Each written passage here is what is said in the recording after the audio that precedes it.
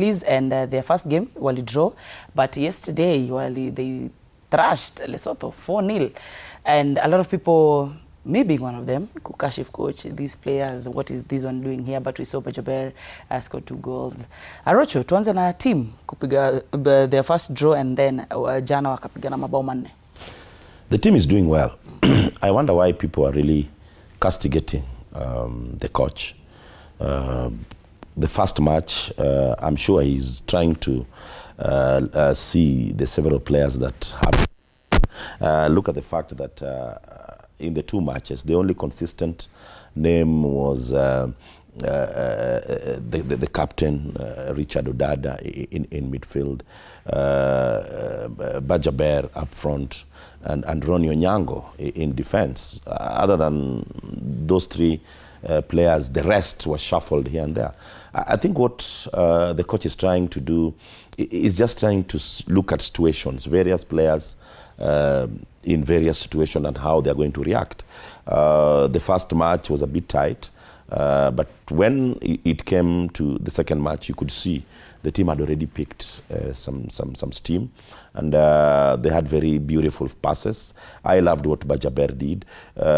Mohamed has been unfortunate since he joined Simba in Tanzania. He's not been consistent. He's been having a lot of injuries here and there. I also saw Brian Okoth in goal.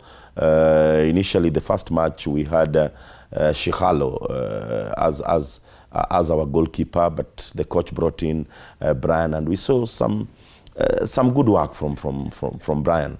So basically, friendlies are there to try and help a coach identify players and look at gauge players in various situations. And I think that's what happened in the 2 matches. We won, and let's not be quite mean to the team when we say that this is a small team.